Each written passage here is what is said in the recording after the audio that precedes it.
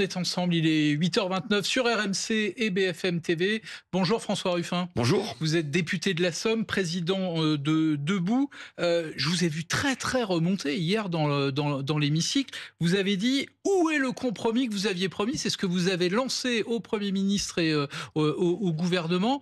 J'ai eu l'impression en vous écoutant que les jeux étaient déjà faits et qu'au fond, tout ce que la gauche réclame sur la justice fiscale, au fond, rien n'arrivera comme si tout était joué.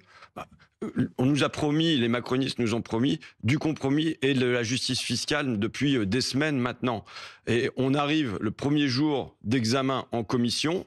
On nous répond que sur le relèvement de la flat tax, c'est non. Sur La l'imposition flat tax, c'est le prélèvement forfaitaire unique sur les revenus du capital. sur les dividendes des actionnaires qui ont explosé ces dernières années. Sur l'imposition des grandes transmissions, c'est non. Sur la taxe Zuckman, c'est non. Sur la fin des sociétés écrans, c'est non. Donc en fait, tous les outils de justice fiscale sont détruits d'emblée, dès la première journée. Si je vous entends bien, vous êtes en train de dire qu'en fait, les socialistes se sont fait avoir en ne censurant pas à cause de la suspension de la réforme des retraites. Et en tout cas, pour moi, j'avais deux impératifs.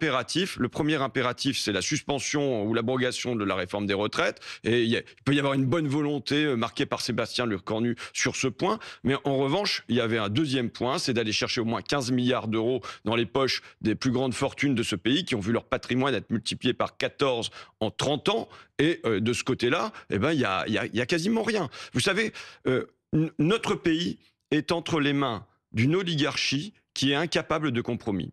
C'est pas moi qui le dis, c'est le Financial Times. C'est-à-dire la Bible des D'ailleurs, financiers. vous êtes venu avec, Ouais, pour ceux je suis qui nous venu écoutent avec, sur RMC, vous êtes venu avec le journal. et qui dit ceci: la colère des Français est particulièrement justifiée. La France aujourd'hui est une démocratie sociale sous-financée, croisée avec une oligarchie.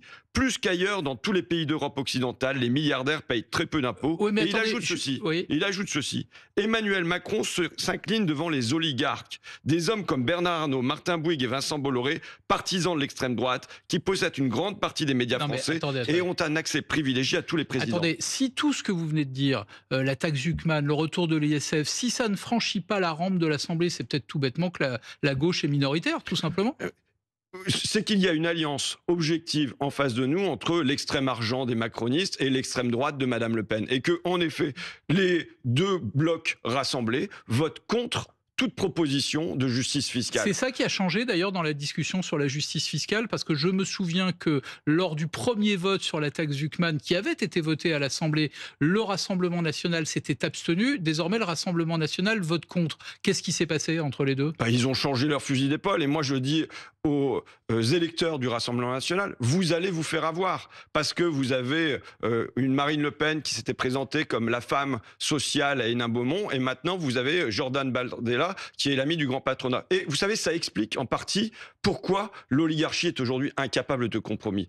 Il y a une psychologie particulière d'Emmanuel Macron comme chef des macronistes. Ça, c'est une chose. Mais ça reflète une psychologie de classe. C'est une classe qui, depuis 40 ans, remporte victoire sur victoire. Vous savez, c'est Christine Lagarde, la présidente de la Banque centrale européenne, qui dit « Le capital l'emporte sur le travail depuis 40 ans maintenant ». Bon, mais il y a autre chose qui se joue, c'est que maintenant, ils ont un cheval de rechange. Jordan Bardella est le cheval de rechange. Si je vous entends, on est en train de rejouer un énième épisode de la lutte des classes, mais je pourrais vous rétorquer que en commission des finances, en même temps que des propositions de la gauche étaient rejetées, les propositions du gouvernement sont rejetées. La taxe sur les biocarburants, elle a été écartée. Le remplacement de l'abattement de 10% des retraités par un forfait de 2000 euros, ça a été écarté. Tout le monde a voté contre. Les Insoumis, le PS, le RN, les LR, tout le monde a voté contre. Donc il n'y a pas que les mesures de gauche. Mais le problème, monsieur Neumann, c'est pas pour moi des mesures de droite ou c'est des mesures de gauche. C'est où est-ce qu'on a une politique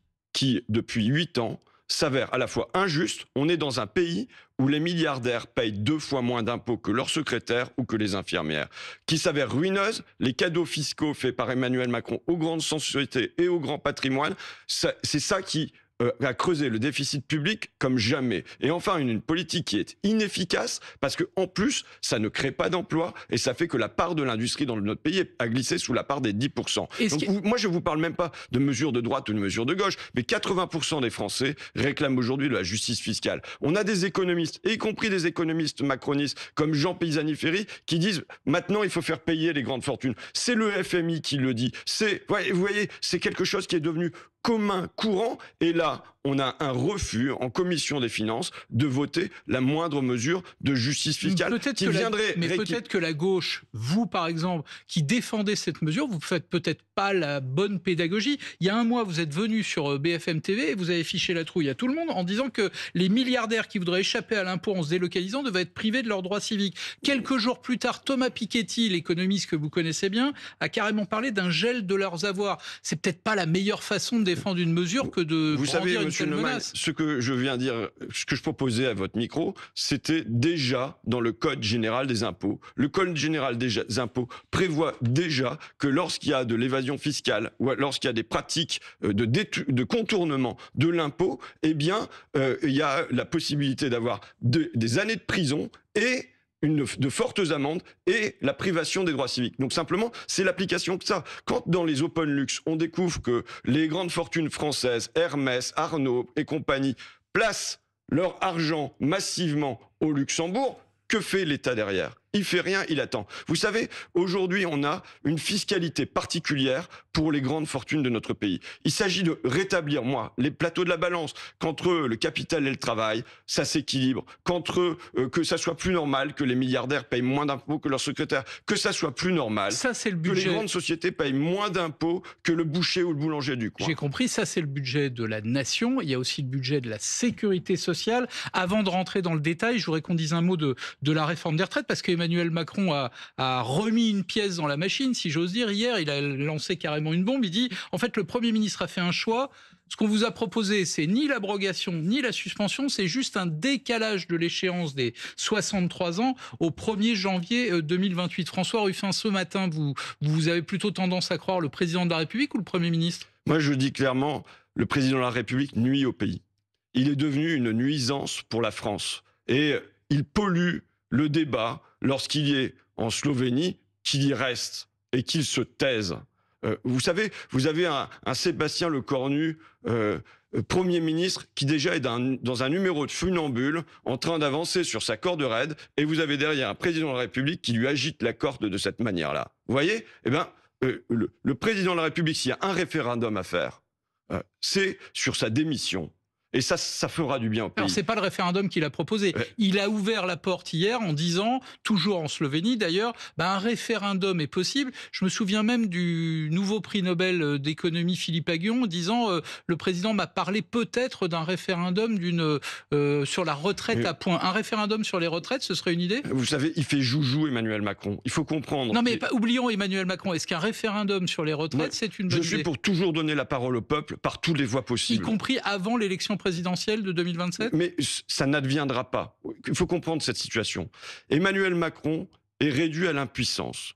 Et pour assurer son existence, il lui reste un chemin, c'est d'être une nuisance pour la France. Et donc là, il pollue le débat public avec ces petites idées qu'il jette comme ça. Comme l'an dernier, il avait jeté, disait-il, une grenade dans les pattes du parti, c'est-à-dire la dissolution, qui s'est révélée être une grenade dans les pattes de la démocratie et dans les pattes du pays. Donc ce matin, vous êtes très sévère avec Emmanuel Macron, mais honnêtement, c'est pas nouveau. J'ai l'impression que vous êtes plus bienveillant avec Sébastien Lecornu, c'est parce qu'il a fait cette promesse d'une lettre rectificative. Il y a un conseil des ministres demain où on va donc ajouter cette réforme des retraites au budget de la sécurité sociale. Là, vous dites bravo pour le coup. Je prends. Vous savez, quand il y a des choses qui vont être un soulagement pour les gens, je prends. Donc, que les métiers physiques et populaires que je défends, auxiliaires de vie, femmes de ménage, dans la maçonnerie, dans le bâtiment, puissent ne pas attendre 64 ans dans ces métiers où ce sont des carrières longues, dures, pénibles, difficiles. Donc c'est quand même une victoire obtenue par le Parti socialiste. Je prends, mais je vous dis... Non, mais je vous pose la question parce que j'entends des insoumis dire que les socialistes sont des traîtres à la cause, etc. Ils auront quand même obtenu ça. Je prends ça. Vous savez, je pose la question qui n'est pas une question, qui est aujourd'hui une réponse de la justice fiscale.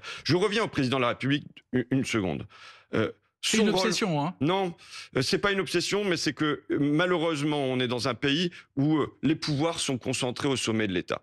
Le président de la République devrait avoir comme mission l'unité de la nation. Et il en est en permanence le diviseur. Je pense que plutôt que de chercher les motifs qui vont nous diviser, il devrait chercher les motifs qui vont nous rassembler. Aujourd'hui, le grand vide de notre pays, c'est un vide de projet. Vous savez, on est dans ce temps où c'est quand le ciel bas et lourd pèse comme un couvercle et on a un sentiment d'asphyxie et d'étouffement. Et je pense que le rôle d'un président de la République, ça doit être de nous plonger vers l'avenir, de nous offrir un horizon commun. Je voudrais qu'on soit concret et qu'on parle du budget de la sécurité sociale. Je rappelle les chiffres, hein. Le budget de la sécurité sociale, c'est 680 milliards d'euros. L'idée, c'est de ramener le déficit à 17 milliards alors qu'il était à 23 milliards en 2025, notamment par une baisse des dépenses d'assurance maladie, 7 milliards d'euros d'économies. Vous faites partie de ceux qui disent c'est le musée des horreurs, c'est insupportable. Vous comprenez que là, on est en train de dire on ne va pas aller chercher d'argent dans les poches des milliardaires. Mais par contre, on va faire les fonds de tiroir sur à peu près tout, les auto-entrepreneurs, les apprentis. Non mais la sécurité sociale, qu'est-ce qui vous choque dans ce budget, dans ces milliards d'euros d'économies à faire? Jusqu'au chèque vacances des salariés, on va aller chercher à tout. Et en particulier, moi, j'ai reçu des messages sur les personnes en situation de handicap qui me disent ces dernières années, ma vie s'est dégradée. J'ai plus ma pension d'aidant, elle a été coupée de 40% par le département. Je peux plus fonder ma petite entreprise où il y avait un fonds, l'AGFIP de 7 500 euros. Il a été divisé par 2. Et je me suis intéressé en particulier à la situation du handicap. Ce qu'il y a là, pour les personnes en situation de handicap dans ce budget, moi, je viens tirer la sonnette d'alarme chez vous. Parce qu'on a à la fois le gel de l'allocation adulte handicapé, alors que déjà le handicap signifie pauvreté avec l'âge, on est sous le seuil de pauvreté. Le gel de l'augmentation, hein, donc elle n'augmentera pas. Tout à fait. On a une prime d'activité qui va se voir amputée, sinon annulée, pour les travailleurs handicapés qui sont en ESAT. On a des aides qui vont être supprimées pour les entreprises d'insertion, pour les associations adaptées, pour tout ce qui est territoire zéro chômeur. Et on a le doublement des franchises médicales pour tous les malades. Mais ça pèse bien évidemment davantage pour ceux qui sont malades de longue durée ou malades pour toujours. Mais c'est une alerte que vous tirez le signal d'alarme pour... c'est qui vous vous adressez à Bercy ce matin? C'est la ministre du handicap? C'est la ministre de la Santé? Je m'adresse au gouvernement, mais je m'adresse aux Français, je m'adresse aux personnes en situation de handicap. Et je sais qu'il y a déjà une grande conscience de ça dans les associations qui défendent le handicap, qui considèrent que c'est un budget qui est dévastateur. Vous dire que c'est l'un des thèmes sur lequel on a progressé dans notre pays ces dernières décennies, sur la question du handicap, de l'inclusion. On fête les 20 ans de la loi sur le handicap aujourd'hui. Eh bien, regardez de quelle manière on les fête. On les fête en allant gratter du budget entre 500 millions et 1 milliard d'euros sur les personnes qui sont en situation de handicap dans notre pays. Et avec le gouvernement qui dit on va renforcer les contrôles pour aller voir si les personnes en situation de handicap sont bien en situation de handicap. Donc moi je lance l'alerte, ça serait un recul dans notre humanité que de faire un tel budget et d'aller sur une telle pente concernant les personnes en situation de handicap. Je voudrais qu'on revienne à l'incarcération hier de Nicolas Sarkozy. Vous avez entendu, je rappelle qu'il est entré en prison à la prison de la Santé présumé innocent puisqu'il a fait appel. Gérald Darmanin a annoncé hier qu'il irait le voir en prison. On a appris que le président de la République l'avait reçu vendredi avec son incarcération. Ça vous évoque quoi? Vous dites au fond que c'est pas tout à fait injusticiable comme les autres? Moi, les personnes que j'aimerais entendre, ce n'est pas Gérald Darmanin, ce n'est pas l'avocat Nicolas Sarkozy, ce sont les familles des victimes. Parce qu'il y a des victimes dans cette histoire. Le tribunal l'a dit, c'est un crime contre la nation qu'a commis Nicolas Sarkozy. C'est-à-dire quoi? C'est-à-dire qu'on a un futur président de la République qui a laissé aller, voire envoyer ses émissaires, Brice Hortefeux et Claude Guéant, pour aller rencontrer en Libye M. Senoussi. Monsieur Senoussi qui a du sang français sur les mains. L'attentat qui a fait le plus de morts français, c'est l'attentat du DC-10. Et on a des familles qui sont venues au procès et qui ont dit « Monsieur Sarkozy nous a trahis ». Mais là, vous êtes en train de refaire le procès. Moi, ma question, elle était plus politique. Est-ce que c'est le rôle du garde des Sceaux d'aller voir un détenu en prison? Lui, il dit « C'est mon devoir de vigilance. Il faut que je m'assure de la sécurité du détenu Nicolas Sarkozy ». Est-ce que vous considérez que c'est normal ou est-ce qu'il sort de son rôle? Je vous ai décrit une fiscalité pour l'oligarchie. Eh bien là, on veut avoir une justice pour l'oligarchie. Mais il n'y a pas de traitement de faveur pour Nicolas Sarkozy. Quand on est reçu par le président de la République, est-ce que le président de la République va recevoir Cédric Jubilard? Est-ce que le Gérald Darmanin va aller rendre visite Les faits à Cédric reprochés ne sont Jubilard? pas les mêmes, pardon. Eh bien, je vous dis que les faits reprochés à Nicolas Sarkozy sont d'une extrême gravité. On n'est pas là sur une affaire de corruption et de pot de vin avec un promoteur immobilier.